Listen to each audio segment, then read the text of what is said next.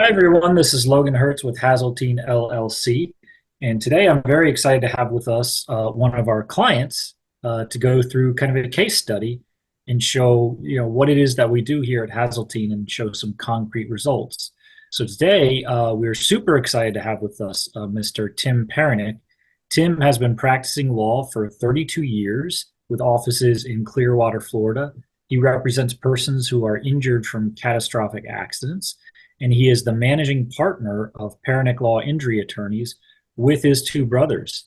So, Tim, great to have you with us on the program. How are you doing? Good. Thanks, Logan. I appreciate your time and the opportunity to chat. Absolutely, absolutely. So, first of all, you want to just share with us a little bit about what you do and your law firm, so our viewers can know about that. Sure. I'm an attorney. I've been practicing law for, as you said, the last 32 years. My main office is in Clearwater, Florida. Over that period of time, I've been representing primarily victims of catastrophic injuries. We do tribe cases, which distinguishes us from other law firms. I've also spent a lot of effort and time in my practice representing bankruptcy clients, so in various chapters of bankruptcy.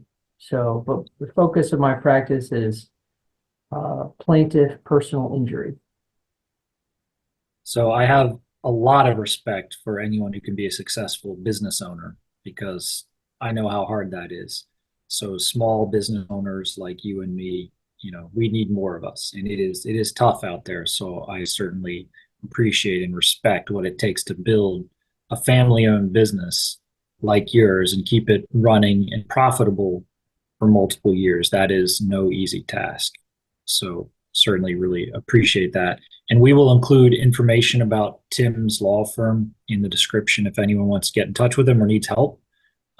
We want to drive as much business to your great law firm as we possibly can for those who might need it.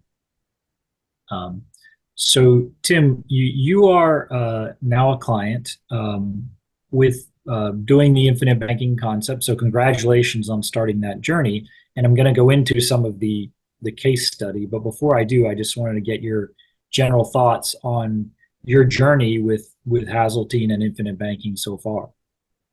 Yeah, well, I've been very pleased. Logan, you've been very thoughtful about the advice you've given me. You've really demonstrated yourself head and shoulders above other financial professionals I've worked with. One of the things that I love about your approach is that it's comprehensive. It's not just about here's a product, sign the dotted line. It's been about what's your situation? What do you need? How can we explore ways of saving you expense and creating disposable income that we can apply toward uh, an investment vehicle that minimizes risk and has certain expected returns. So it's been really good. I mean, we've explored not only the infinite banking concept, but we've talked about the benefit of doing a first lien home equity line of credit. We've explored ways that I can save money even on auto insurance, and even in terms of my health insurance premiums, reducing those. So it's been very powerful, very helpful. Thank you, Tim. Really appreciate that. Really appreciate that. That is definitely one of my messages is that I try to give my clients immediate concrete results through this cash flow optimization exercise, which I'm going to share some of the details here so people can get a flavor for, what do we actually do.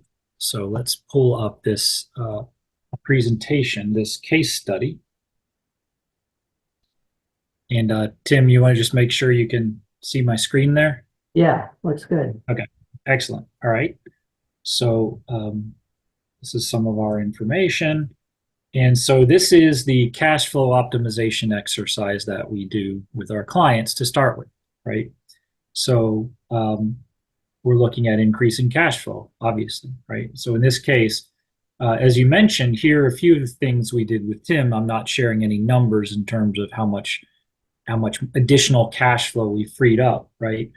but we are moving from a standard health insurance plan to a health sharing plan, which, especially for a family with children, can result in cost savings, in addition to, in my opinion, better quality healthcare in general and better relationships with your doctors, because now there's no insurance company dictating to you what you can and cannot do and what the doctor can and cannot say.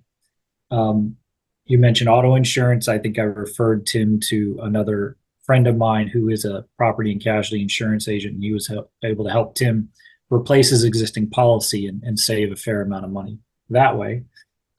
Moving from a mortgage, a conventional mortgage, to a first lien HELOC and doing velocity banking, which frees up a lot of cash flow there. And then the last thing we're looking at, this is kind of specific to Tim, is that because Tim is a business owner, they have a retirement plan they're contributing to. One of the things most people are not aware of is you can actually do what's called a 412(e)(3) plan, which is more of a pension plan. And there can be a lot of advantages to doing that. In particular, you can get much larger tax deductions because the limits are much higher in terms of what you can contribute. And you get guaranteed income from it because it's actually a pension. It's not putting money into the market. So that's kind of a summary. Tim, any comments on this? No, it's been an exciting process just to kind of see how we can redirect some of these uh, expenses into things that are a lot more advantageous. So it's been great.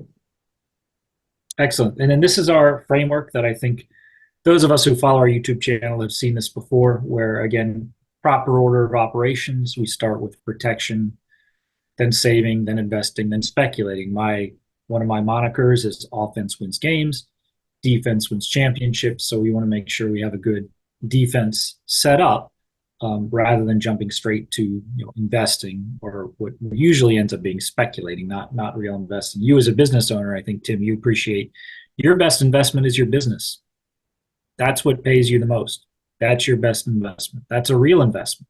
Right? It's not putting money in the Wall Street casino and hoping for the best. That's speculating. So here were some of the things that we did. So we mentioned the home and auto insurance, estate planning, umbrella liability. These were covered, but not by me personally. Work through referral partners to make sure we get Tim, as we mentioned, a comprehensive solution. But obviously, I'm not an estate planning attorney, so I don't do that, but we cover it. And the first thing we always do is make sure we get both spouses fully insured with life insurance, right? So you fully insure your house, you fully insure your car, yet most people don't fully insure their lives, which doesn't make a lot of sense to me when you consider what's more valuable to your family, right? And so what we do is we get a combination of convertible term and whole life. So typically when we're doing the infinite banking concept, the death benefit associated with that whole life policy is not sufficient to get you fully insured, right?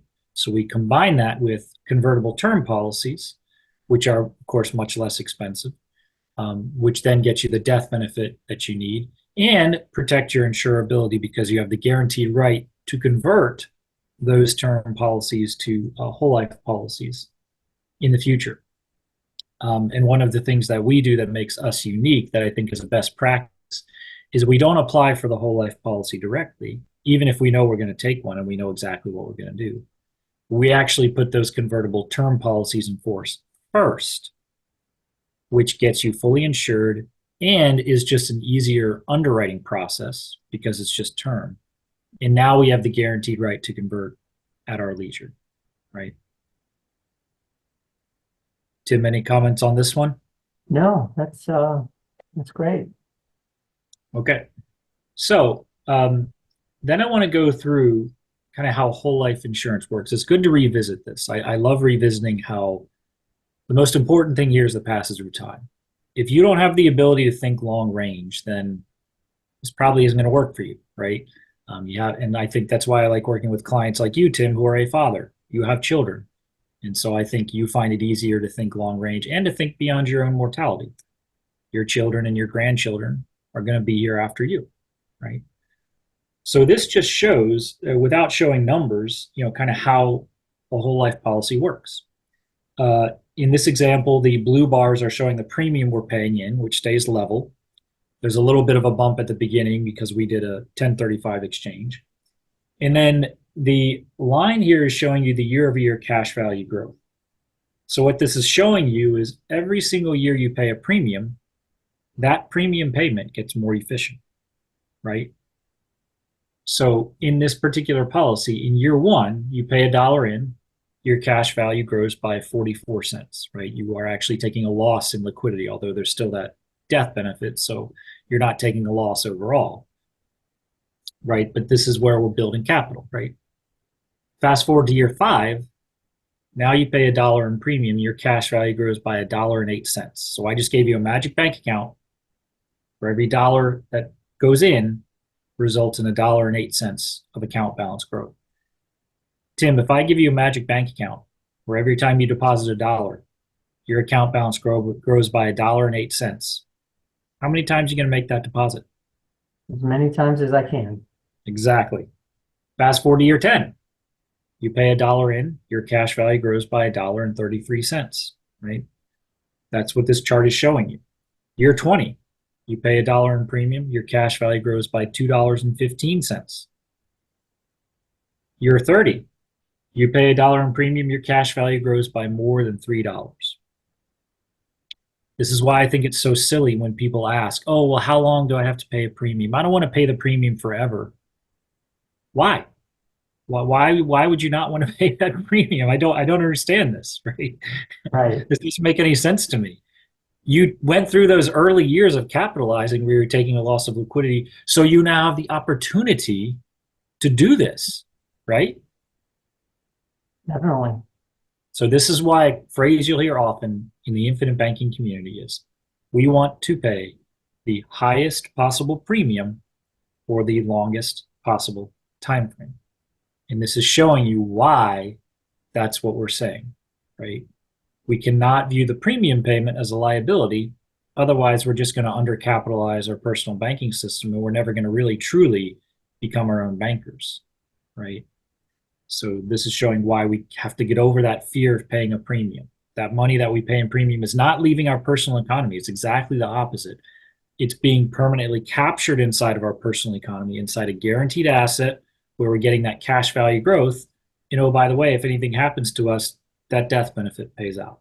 And we're not taking on any market risk, and we're not paying any taxes on the gains. Yep, it has to be a significant portion of your disposable income. Because if you're not fully committing to it, then you're not really getting the full value out of it. Exactly. Exactly. What happens then is you just bought whole life insurance, but you're not doing infinite banking. And it's fine. Whole life insurance is great. You know, if you want to buy that, great. But you're probably not going to become your own banker just by buying whole life insurance. And of course, this is properly designed. There is no one size fits all solution. It's designed for you, right? But this is in general how whole life works, right? It gets better every single year it's in force. We just have to get through the early years where we're capitalizing. And then this is just another sort of visual depiction of the whole life policy, right? Where we're just showing the death benefit and cash value growth over time, okay? Cash value is the net present value of that future death benefit. Cash value is like the equity buildup in your house. Death benefit is like the total value of the house, right? So this is the real estate analogy. So think about you're just buying a really nice rental property, okay? The total value of the house is the death benefit. The equity buildup in the house is the cash value, okay? So we benefit from appreciation in the value of the house. That's the guaranteed interest rate we're being paid. Our cash value grows at a guaranteed rate, not taking on any market risk, okay? And we also collect rental income in the form of a dividend, right? So these are participating policies with mutual companies that have been paying dividends every year for over 100 years straight. So we take that rental income and we reinvest it, so to speak, in the house based on the way we structure the policy, so that we don't just get a straight income stream, we actually get a compounding income stream by reinvesting, quote unquote, that dividend, okay? We can borrow against the house with policy loans anytime we want without interrupting the growth in the value of the house or the rental income, right? Policy loan is not a debt, of course, right? It's an evergreen line of credit against your house that you can access with no repayment terms. There's no market risk here. We're not hoping the S&P 500 does something. There are no taxes due on any of the gains. And as I mentioned, there are no repayment terms on those policy loans, right? So I think for a lot of people, the real estate analogy is when it starts to make sense to we're putting capital into an appreciating asset that we can access without interrupting the growth and value of the asset. Yeah, cool. The real estate analogy is what really resonated with me because the value of real estate, if it's a good investment, increases irrespective of the amount of money you borrow against it. That's So exactly right. you're not getting appreciation on your equity, you're getting appreciation on the entire value of the property. Exactly. It's a two-dimensional asset. Okay. So as Tim mentioned, we're looking at a comprehensive solution, kind of going through our framework here, right? So we're looking at a disability policy to protect, right, your gross annual income and to protect your insurability. So we're talking about an individually owned, non-cancelable policy, which means no matter what happens to your health, you can keep the policy in force. In your case, it's also own occupation, right? Which means that if you're disabled and unable to work in your own occupation, but you're still able to work in a different occupation, you can still collect that benefit. With many disability policies, you have to be unable to work in any occupation. And as soon as you go back to work, you can't collect the benefit, right? And then it also covers residual as well. So if you suffer only a partial loss of your income, which by the way, most claims are residual, not total, it covers that as well. So again, we're giving you a robust policy protecting what's so important, which is your ability to generate income, right? Probably your most valuable asset is your ability to generate income. This protects that. Without question. Yep. Critical illness. So we were able to take out a critical illness policy that covers the entire family, you, your wife, your children, in the case of a critical illness, which heart attack, stroke, cancer are the most common ones, right? Again, it's protecting your insurability too, because it's individually owned and it's guaranteed renewable for life, which tells me the likelihood is you're probably going to use this policy, right? So you can keep it in force until you die. And there's a return of premium. So if you never use it, you get those premiums back, right? Or it goes back to your estate, right? It covers reoccurrence. So if you have multiple instances of critical illness, it pays that lump sum benefit every single time, right? And so this operates more like real health insurance, where they actually underwrite you. So you have to be healthy to qualify. And they pay you a lump sum amount. So there's no wrangling over, well, what treatment are you going to get? And we don't cover that. And that's not necessary and blah, blah, blah. It's just, no, you had the cancer. Here's your money. And I think people who have been through health issues appreciate how important the financial component to it is, right? Where you now have the peace of mind to know you have money in the bank that you can use. And you can, as an example, go and get treatment that health insurance might not cover. Right? Because when you have a serious condition like this, oftentimes you want to go and get alternative treatments. Yep, definitely. I also want to mention too, we came across some challenges in underwriting, and what we ended up being able to do is to get coverage through two different policies. We have a critical illness policy on the one hand, and then we had a cancer only policy on the other hand that combined between them, we were able to get the coverage that we need. And I think that's where working with an experienced agent like myself who works through partners that know this stuff, we were able to navigate those challenges and still get you the full coverage that we were seeking. Because originally, underwriting kind of presented some challenges, some limitations that we were then able to navigate with a separate policy with a different company, right? Yes. So this is why it's important that you lock in your insurability. So you only have to go through the pain of underwriting once, right? Right. Okay, and then just to kind of summarize, this is again one of my key themes is protecting your insurability, and that's what we've done with all these policies. So with the life insurance, both the whole life and the convertible term policy, that conversion privilege to a whole life policy with a company that has a competitive whole life product protects you and your wife's insurability. Should something happen to your health, you're locked in, no problem. Same thing with the disability policy. It's non-cancelable. You can keep it in force. The rates don't go up. No matter as you age, the rates stay the same, right? Critical illness, same thing. Guaranteed renewable for life. No matter what happens to your health, you're covered. Long-term care, same thing. It's covered through the life insurance policy, right? So that whole life policy comes with a chronic illness rider so that if you have some sort of a long-term care event, which let's face it, is not that unusual as you age, that can create a huge expense where people who saved well for retirement all of a sudden find themselves living in the 90s because they had a long-term care event that just wiped out their savings, right? This protects you against that, so you can start advancing yourself that death benefit should you have that need. And oh, by the way, if you don't have the need, you don't lose the money, it stays with the death benefit, right?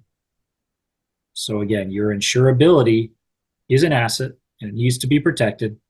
And that's what we've done here with this comprehensive solution to put you in the best cash flow situation possible and then cover all of your bases. So to your point, Tim, it's not about selling a product. I'm not securities licensed, so it's certainly not about buying mutual funds. Right. And there's nothing hypothetical here. All of these products have guarantees associated with them, right? It's not give me your money and maybe hypothetically 5 years from now we'll see how well it did, right? Right. Like the market. Yeah, yeah. So, and then this is kind of revisiting something that we already covered, but I just want to revisit it again because this is important to understand the full power of properly designed whole life insurance used for the infinite banking concept is our ability to strategically borrow against the asset using policy loans. Meanwhile, our cash value growth continues uninterrupted. So again, the real estate analogy, right? So when you have cash value in a seasoned whole life policy that's properly structured, it's not like having a pile of cash or a pile of money in the market. It's more like having a pile of equity in a cash flowing real estate property, right? Because of our ability to use that equity without interrupting any of the gains. And so we're not paying taxes on it because we're not realizing a gain, we're just borrowing. There's no market risk involved because the growth in the value of the asset is guaranteed, and there's no debt involved, right? When we use the policy loan feature, we are our own bankers. There are no repayment terms on that loan. Like a savings account, essentially.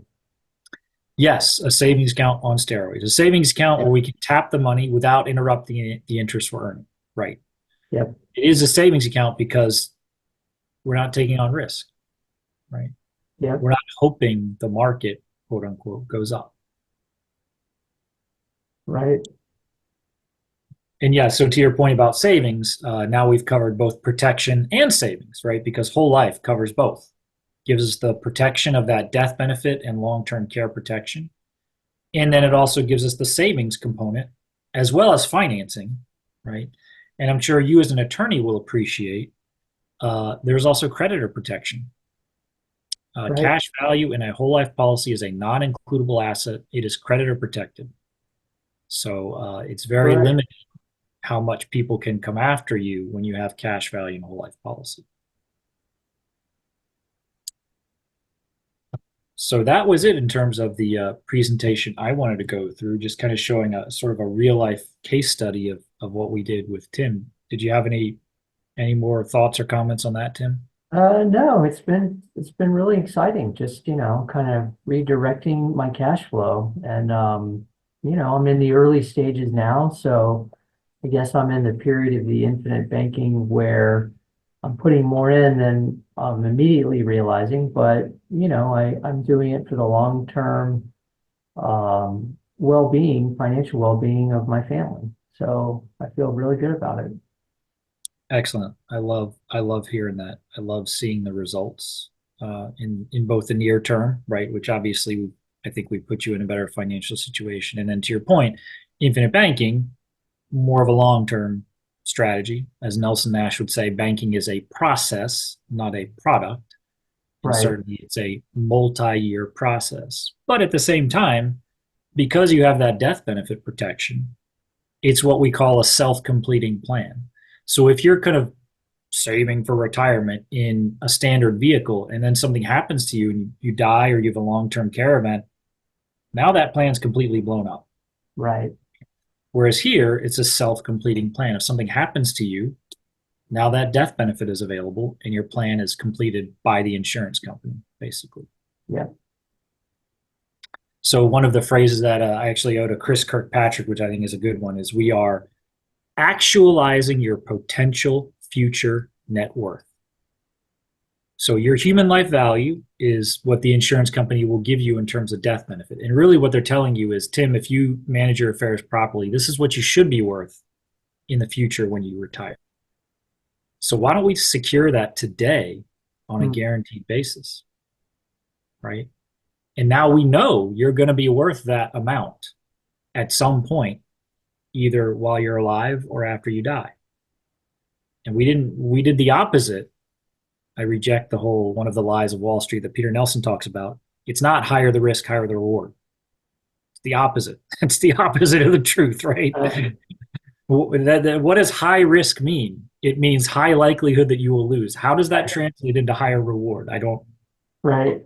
Warren Buffett, greatest investor of all time, does he say, I got more rewards because I took on more risk?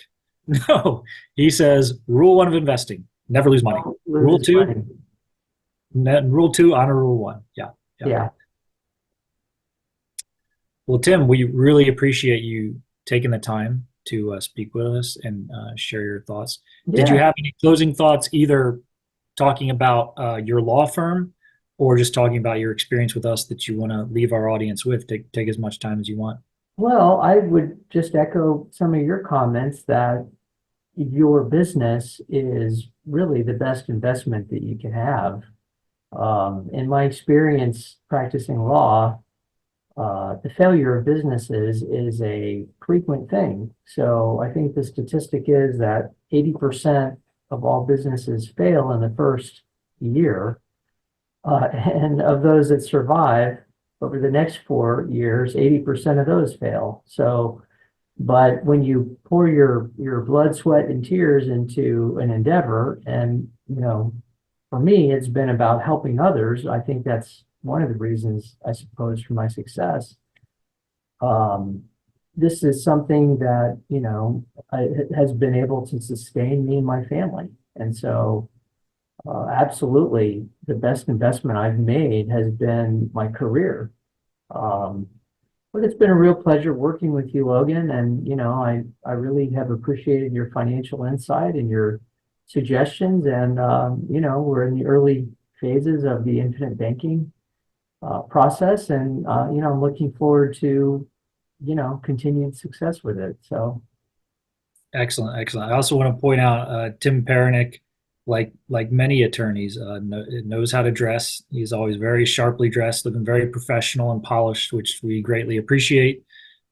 He treats his clients very well. So if you're in the state of Florida, or maybe even if you're not, and you just want some legal advice, if you or someone you know has suffered an injury, been in an accident, I think Tim's firm is phenomenal. They are family owned, which I love, and he's built it from the ground up, the hard way. definitely, definitely, I appreciate those comments. Yeah, it's a family-owned business. I practice with my brothers, Greg and Terrence, and my nephew, Michael, and we love what we do, and at the core, we help people really in the moment of their lives when they arguably need the most help.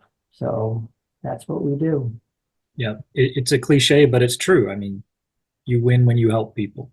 That's what you're doing. It's all about serving your clients' needs, having that servant mentality, which is hard, and it won't reward you necessarily in the short run, but in the long run, I think that that's one of the things that differentiates your firm is the idea you embrace the idea that you are a servant to your clients, And I know right? that you do as well. You're not lecturing your clients, right? You are serving them and you are advising them and you are advocating for them, right? Yeah. And I know that that's your philosophy as well. You've helped me as a client, so I'm very grateful. And you do a great job. Thank you so much. I greatly appreciate that. That's one of the most humbling and gratifying things to hear. So, Tim, thank you so much for your time. We greatly appreciate it. We will include in the description below some links if you want to get in touch with Tim's law firm, should you need any help, or just spread the word so that people know about the great work that you guys are doing down in Clearwater, Florida. But, Tim, thanks so much for your time. We greatly appreciate it. Thanks, Logan. Thank you. Have a great day.